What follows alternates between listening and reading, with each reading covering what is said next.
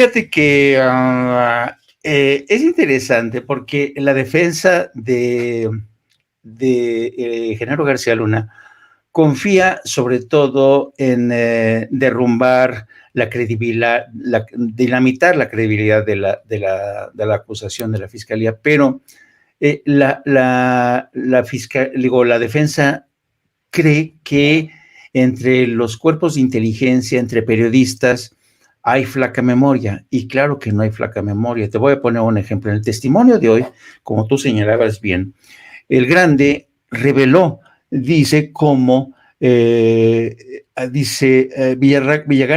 Barragán testificó sobre los operativos conjuntos entre la policía y el cártel de Sinaloa en la ciudad de Monterrey contra un cártel rival, de cómo los agentes de policía le permitieron establecer rutas para el trasiego de cargamentos de entre 800 y 1,200 kilogramos de cocaína varias veces por semana a través del estado de Chiapas.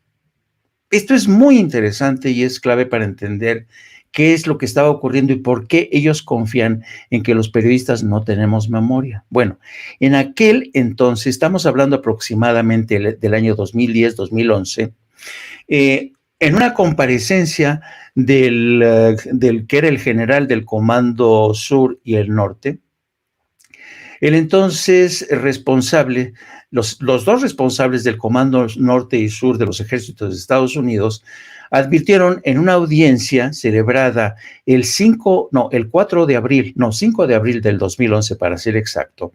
Ambos revelaron que el triángulo conformado por Guatemala, El Salvador y Honduras se había convertido en un corredor violento por el que pasa casi toda la cocaína que ingresaba a Estados Unidos, y reconocieron que la frontera sur de México se había convertido en un creciente problema. Estamos hablando del mes de 2011, de lo que hizo alusión hoy el Grande, de cómo cruzaba por ahí ingentes cantidades de cocaína y cómo el gobierno de México lo permitía.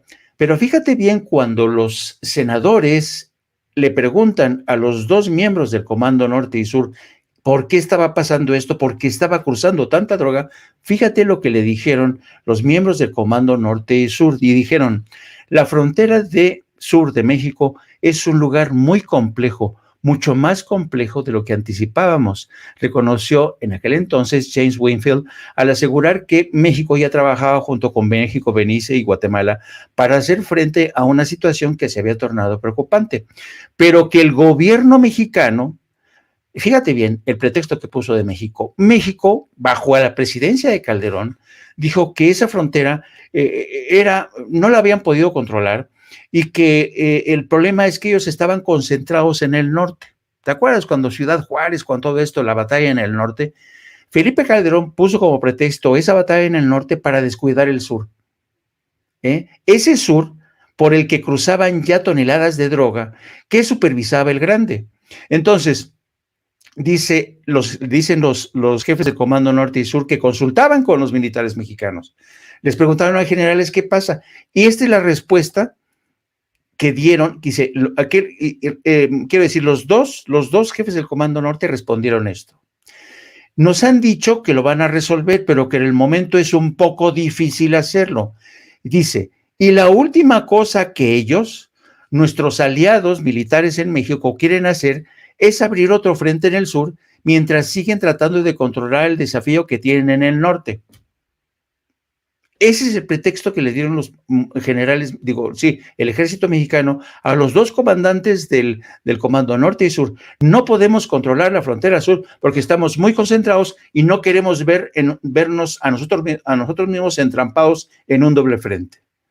Qué interesante. Y ahora resulta que Barragán, el Grande, dice cómo en esa época, a través del estado de Chiapas, se traficaban cargamentos de entre 800 y 1,200 kilos de cocaína por varias veces a la semana.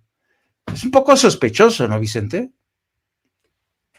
Bueno, hay que decir algo que también para la audiencia de Sin Censura puede resultar importante, Jaime. En sus argumentos iniciales,